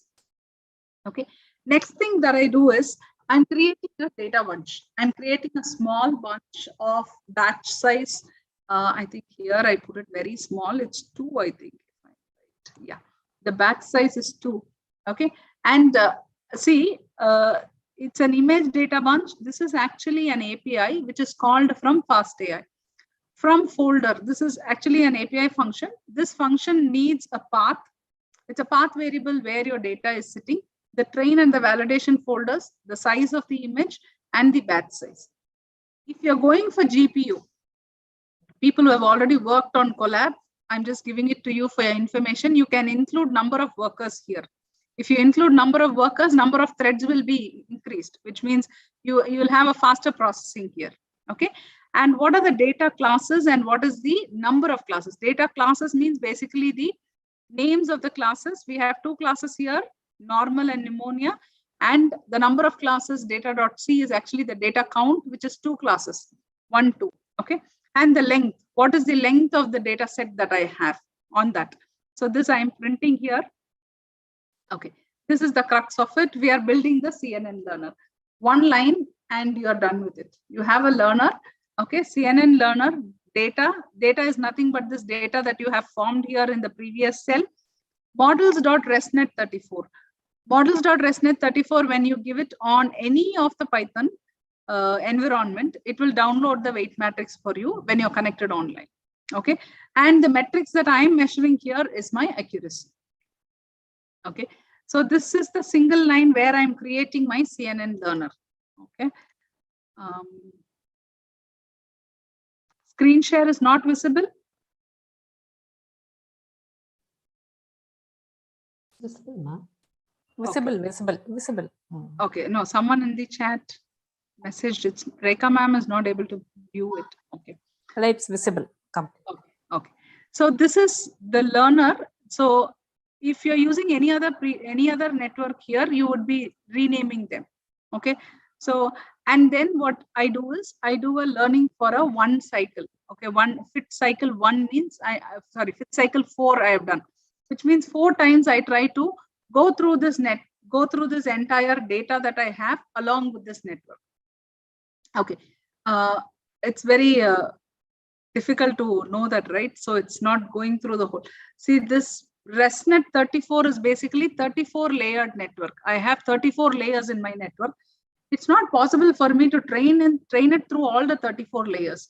Okay, usually these are called as freezed models.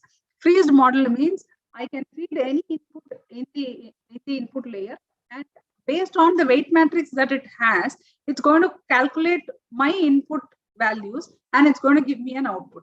If you want to specifically change a layer and train that layer, tweak that layer, I don't want a sigmoid function. I want some other function. I want it to take a log function. I want to change it. Then we have something called as unfreezing them. What I'm showing you is a freeze. You directly use it. Freeze will also work. It's not necessary. You will have to unfreeze any of the layers. You can go ahead. You can use, what I'm trying to tell is, you have this ResNet 34. You use the ResNet 34 as it is. Okay. Next thing that I do is I've created this model. I'm saving this model as my stage 1 model. If you could see here, the output of the stage 1 model, are you able to see here what I'm scrolling down? You have a learner, you have train, valid, test, data. And can you see this basic block, conf 2D, batch norm 2D, ReLU, conf, these are all the layers. It is automatically created on my model for all the 34 layers that you have on your ResNet. This is what is my model currently. Okay. And then what I do is I directly go and try with a learning rate. Okay. I give a slice. Slice means range. Okay. You can give specifically a value also. And if you see what's my accuracy here, of course, not great. I've just directly used the ResNet 34. Okay. So I get a 62.5% accuracy on the sample data that I have used. Okay. And then I start interpreting on this data. I use the test set here. If you see, this is my test set. Okay. And then I start predicting on it. Okay. How is my predictions? Is my losses okay? So generally, all the APIs that is designed for computer vision, you will have tensor values. Okay. These tensor values are nothing but, we have 2 classes, right? The first class confidence level is 0.07. The second class confidence level is 0.92. That's how you'll have to read this tensor. Okay. So these tensor values, and these are the labels on which it is predicting. If you see, the first image is predicted as the second class. The reason being it's 92% here. Okay. And you can do a confusion matrix. You can plot the top losses, which are the worst images performing, which are not very good, which was misclassified. Okay. So this is a very basic implementation of how do you use FastAI for a data of your choice without tweaking anything on that network. Okay. This is the Handson notebook. I am not very sure whether it was, is it confidence level or probability? It's probability. Feedback link. Okay. People have started leaving, is it? All right. How to plot confusion matrix. Anita ma'am, I have shown you in this notebook. It's very simple. It's directly a function, plot confusion matrix. Okay. Okay. I'm very sorry. I think it's already 5:30. I'm opening up the forum for any questions that are coming up.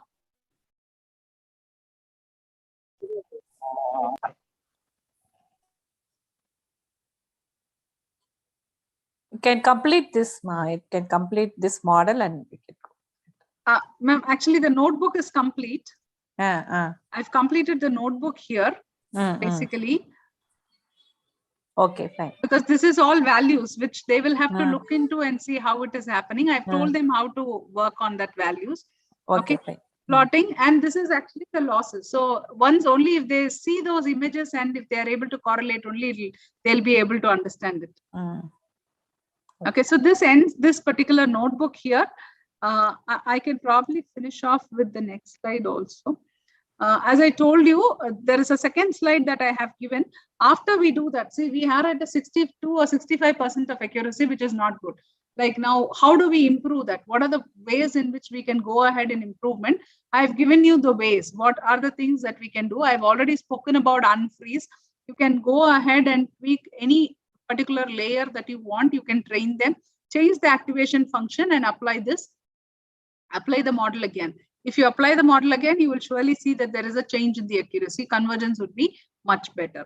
So you can go in for a change of a learning rate. I had used a slice. I just used exponent of -3, I think. You can go in for different values. So all this is basically on how these regular neural networks, the CNNs that we use, how do we improve the performance? So this slide is basically talking about how do you go ahead and improve the model. Okay. So this is all I have for today's session. I would be happy to answer the questions. The notebooks that I have shown in the session and the presentation will reach you shortly. I have given my email ID. There are specific questions that I don't think it would be possible for me to, Pratik, you'll have to contact me on my email. We can give 2 to 3 minutes for them to answer. The questions you mean to say? Yes, yes. Yeah, questions I'm giving. Pratik is basically on a different question, so I don't want to take it here on this forum. Okay. How do we find survival rate for any disease of patient? Is it different for each and every disease, or is it same rate for all diseases? Okay. Sir, it is very different for each disease. Dr. T, I'm not getting the name here fully. Arumugam, is it? Okay. So the survival rate is basically very different. It's not possible. Domain-wise itself, it's different, right? So improving it over lifetime, depending on, see, we have something that we are trying to come up with in healthcare that's called personalized medicine. It's not even same for the population medicine that we have. There are a lot of personalized medicine tracks that we need, okay, that we need to give them. So the lifetime of the patient would be, we would be able to increase only if we have personalized data plans for each patient. It's not possible for us to take it. Good evening, Swarna ma'am. Thank you so much for that feedback. Okay, now this is all. Thank you. Now I need. Yes. Madam, I have some few basic questions actually. Please don't say basic. Tell me. Yeah, we have a lot of pre-trained models actually, right, ma'am? Correct, correct. I started with the pre-trained model actually. So we have a very specific classification problem. It's image classification, but it was not working on that pre-trained model. Rather, we constructed a CNN. So like we constructed a fully connected network, and then it was working. The accuracy was very good actually. But whereas I tried with the 4 pre-trained model, it was not working. So it is bit. I mean, my understanding is like so. Depends on the data set and depends upon what kind of image we have. So we need to go for a specific pre-trained model. So how do we get that information? So this pre-trained model is useful for this specific data set. Okay, that's an excellent question, Balamurugan. I am also very much with constructing our own scratch models. Actually, it works better. Only difference or only thing that I would say is they're not very complex when we build it. Generally, no, we are very happy when our feature maps are come up with a kind of identifiable accuracy within a few layers. We are okay with it. So we stop it there itself. Okay. Whereas these models, these pre-trained models, no, they use convolution operation itself, so many layers. Every block will have so many convolution layers. These convolution layers are basically filters, if you see, right? I 100% agree that many of the networks will fail for our data sets. Okay, specific, not our specific data sets. One source that I could immediately think of is see papers whether they have used any pre-trained networks, or if your problem is very specific or very I would say very deep driven that not many people have worked on, or you have made a home-based data set. One of my scholar has a home-based data set. She works on a 6th Sense tool that's basically for sign language, which we don't have much of pre-trained models being applied there, where we have constructed our own model, and that's actually outperforming any of the pre-trained models. We have seen this in practice. So I do very much agree upon that point. But to benchmark, I would request you to please go through the literature and see what are the pre-trained models on that particular, at least not on your specific data set. Is it there on your particular domain where they have used it? Okay, probably you have used a finance, or you have used like kind of what kind of classification that you're trying to do? Is it based only on pixels, or is it based on one specific feature on it? Is the automatic feature learning not happening with the networks that you're using? I think you'll have to go a little deeper to dig it more to figure out. I am damn sure that you would be able to figure out a network which you can at least comparably show it with your result. Because when the network that we are constructing from scratch, I'm damn sure it would have been up to minimum 15 to 20 layers max would be there, right, Bala? Yes, ma'am. Yeah.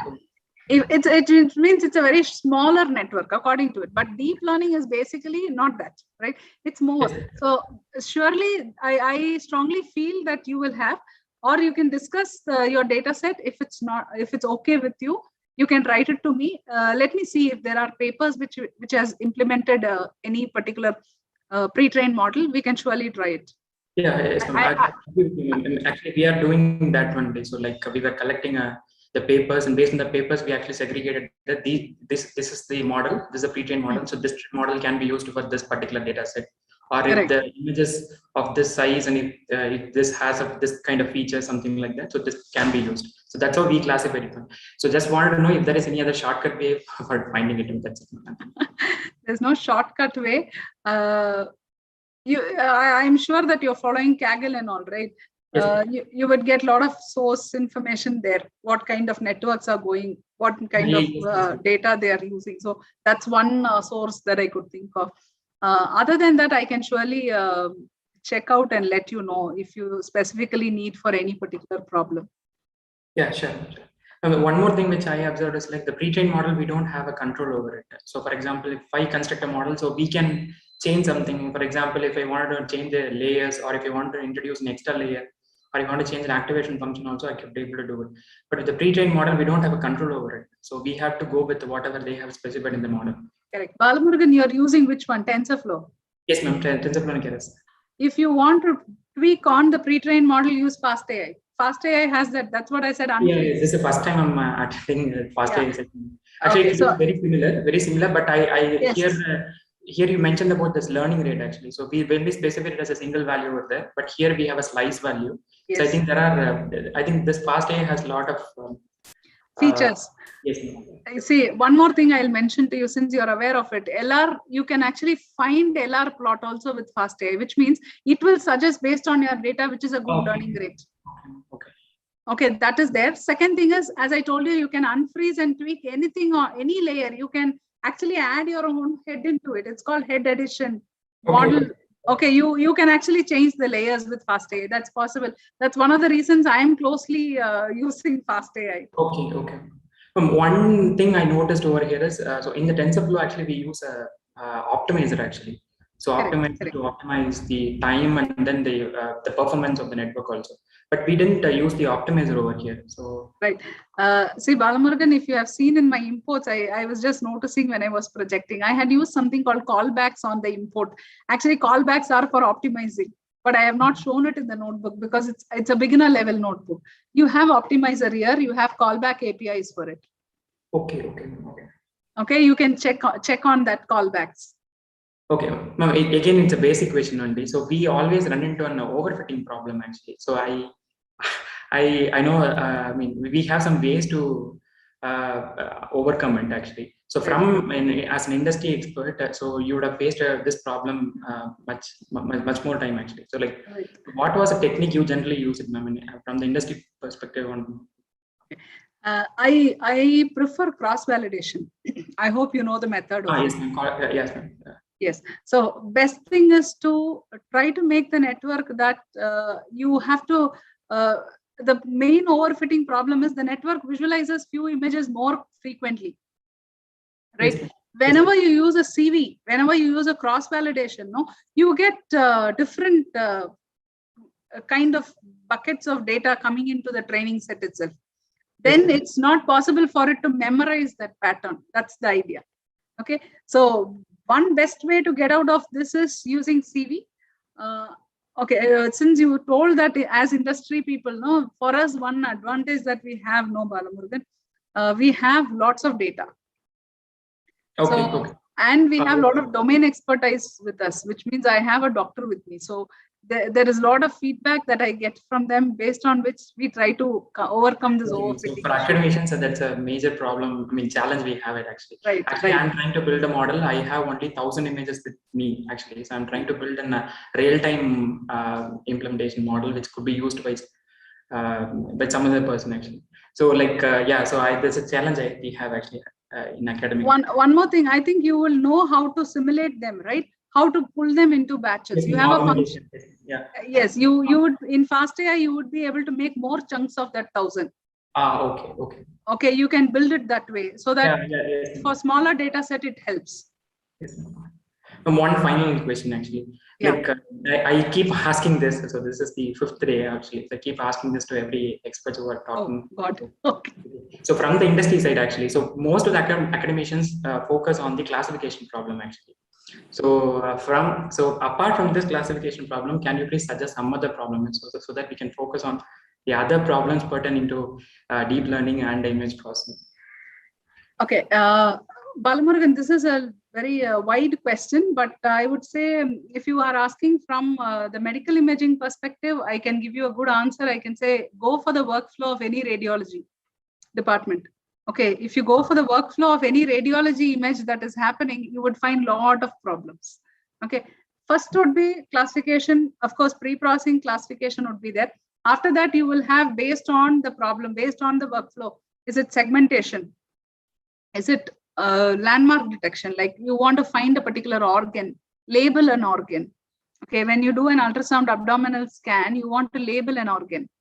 Okay, that itself is a huge problem for us.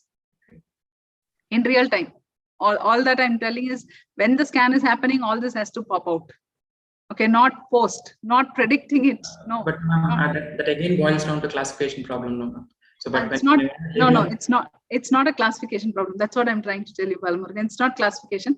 Classification is only in you just bifurcate them into two.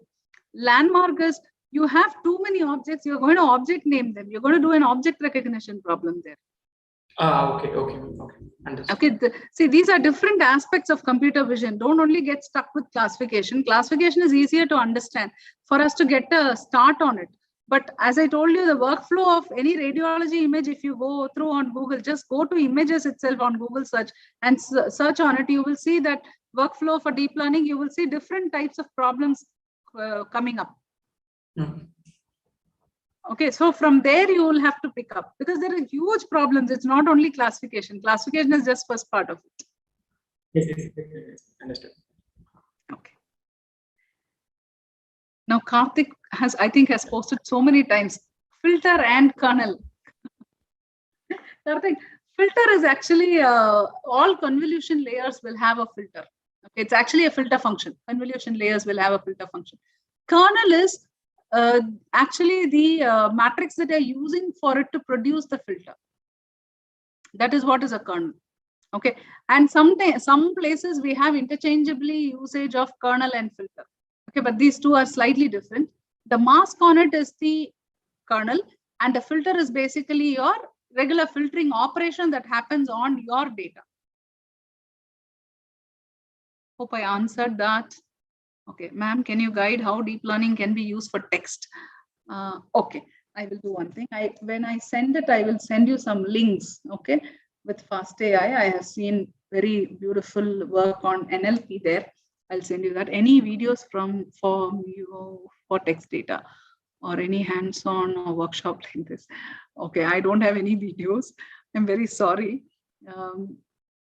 Vagishwari ma'am, I can send you some links that is possible. Videos, many of them are asking me to make. Probably I will try to write. I have a plan of doing a blog, so I will try to write everything and release it. When I do it, I'll surely share it with Chitra ma'am. Probably she can share it with you. Okay, Bhavani says more than 3,000 images in Spider, it take more time and hacking. Yes, Bhavani, it's possible because if it's not more than 8 GB, 3,000 images is little higher. It should be more than 8 GB.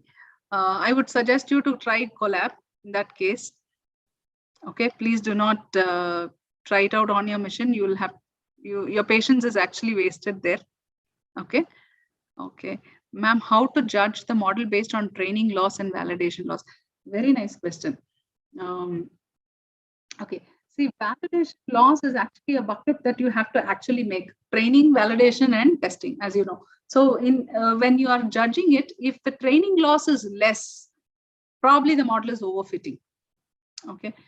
Which means it's actually doing a very good job. You would be able to only make a strong point with the testing. After you do an inference on the model, it is possible for us to tell concretely that it's not working well. If your training loss is a little higher, I feel it's good. The model is trying to learn properly. Okay, so training loss need not be so low.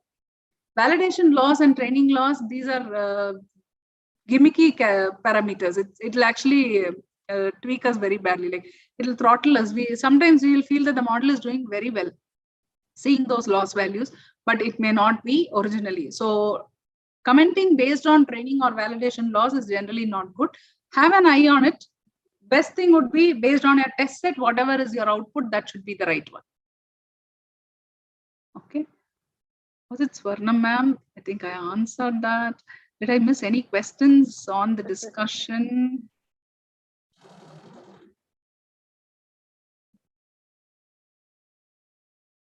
Thank you, Nachamma ma'am.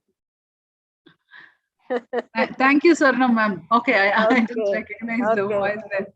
Yeah, you just made the session a very brainstorming session for each and every one of us. As one of the participants have mentioned, you just produced the video and put it in your blog. So make it as soon as possible. So many of the researchers are waiting for your blog to release.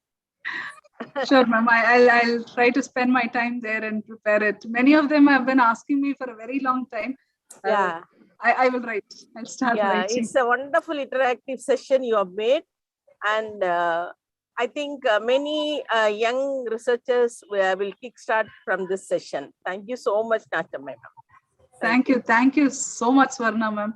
Swarna ma'am, thank you. It's glad. I'm happy that there is some something that I'm able to do on a Saturday evening. Yeah. அது நேரா போனதே தெரியல actually. Yeah. It's very interesting, Nachamai, and also people are there. I'm happy, ma'am.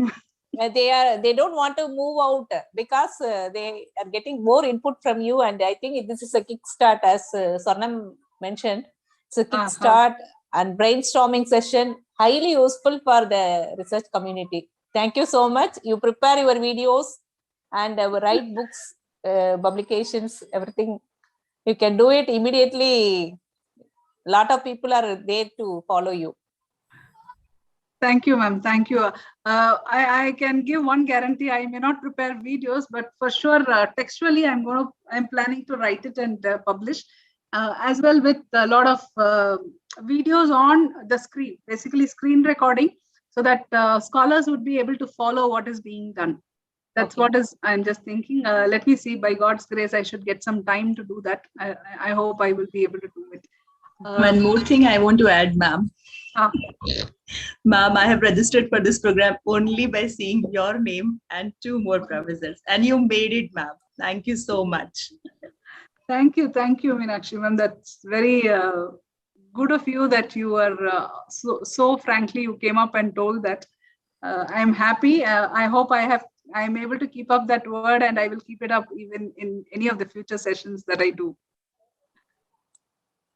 Karthik, I have messaged my email ID in the chat window. You can pick it up from there. And please connect with me on your problem statement. Let's see how best I could help.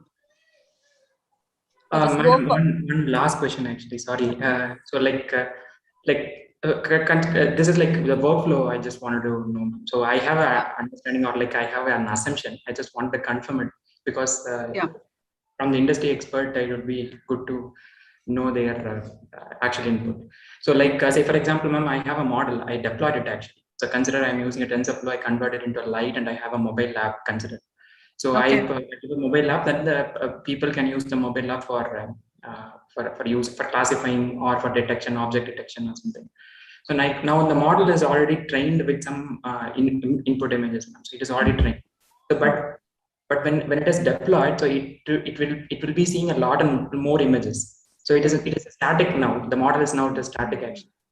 So now from the real-time perspective, so how the model is again retrained. So with the unknown images, it is actually, say for example, though we get 100% accuracy on the validation side, but still it could, there is a possibility that it can do a false classification. So how the image has to be retrained or the unknown images it is seeing in the real time. So we need to again retrain the model now. Retrain and redeploy it actually, like how we give the patches to the softwares and how we give for the applications we give the versions. So like do we have something like that, ma'am? Yes, I hope the question is from Bala. Yeah, Bala, see, actually, with machine learning models, we call that as incremental learning. Okay, and we actually do incremental learning on a weekly basis or on 15 days once on real-time models that we do. What we do is, for example, when we are predicting something, let's take a very common example, like a stock market prediction that I'm doing. I want to do it on a daily basis.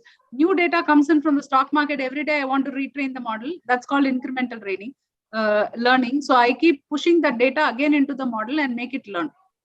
That's what we do for machine learning models. Yes, in terms of deep learning models, what we actually send into your mobile or into your whatever you're trying to predict from there or whatever you're trying to give there, that is basically, if you see, it's a very smaller, it should be a lightweight, right? So usually what we give is a model. And we try to infer with that model. The model is basically what I showed you in this notebook as stage 1. That was a very basic model. Okay, even in your folders, when you do this, you will have an automatically folder which is created as models, and you will have the weight files there. That's what, since you know it already, ResNet 34 will have a weight file which is downloaded, right? Same way, your model also will be actually a weighted matrix, which is in the form of a model, right? Whenever we get new data, the idea is you will have to retrain it and recopy this model. The older model has to be replaced with this new model. Okay. So we keep doing this actually, like how we do it in the machine learning. So we do, we actually retrain the model with the newer images. Yes. We retrain the model. As I told you, we can retrain it not from the base. We already have a weight matrix, right? From there, we can retrain. It's not going to be this from scratch. I hope you understand that. Yes, ma'am. Okay, ma'am. So we have this, we set it as a baseline. Again, from the baseline, we input and images, and then we, okay. Right. Okay. We do separately have retraining notebooks like that. We maintain it. Okay. Understood. Thank you.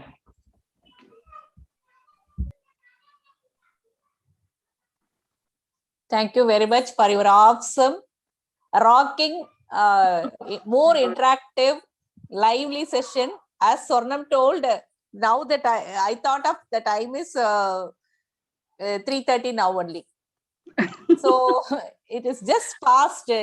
Not at all. We feel energetic after you listening to your lecture. It's very informative. Thank you so much for your immediate acceptance, and we request you to always support us with your immediate acceptance in your busy schedule. In spite of your busy schedule, Please welcome back whenever we request you for any other sessions. Thank Sure, you so Chitra ma'am. Sure, Thank Chitra you. ma'am.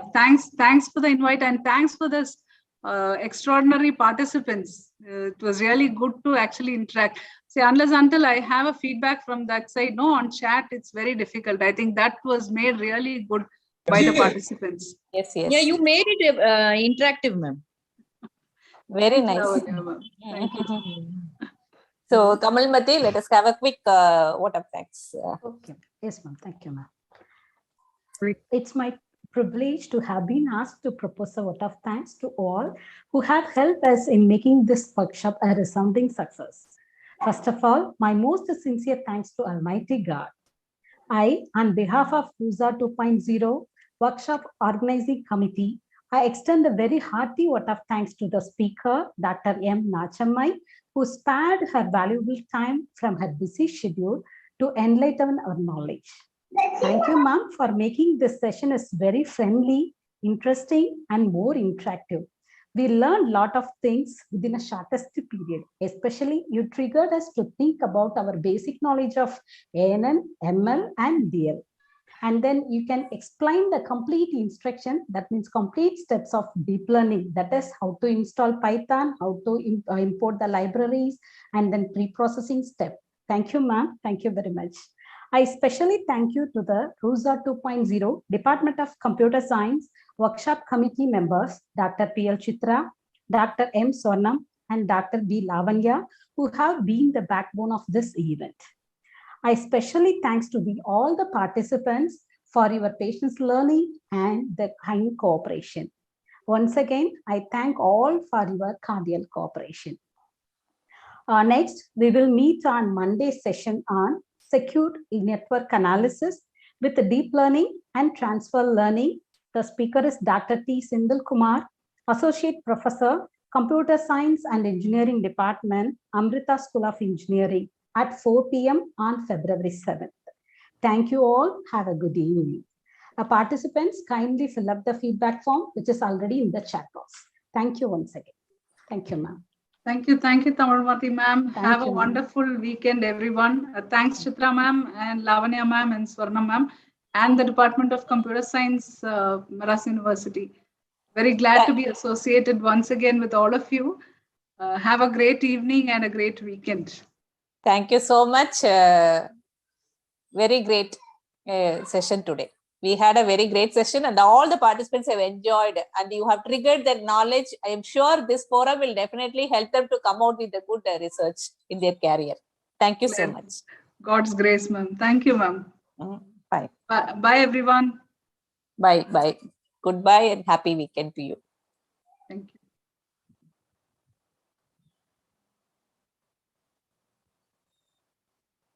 Thank you all organizers of our Department of Computer Science volunteers and our own professors for your effort.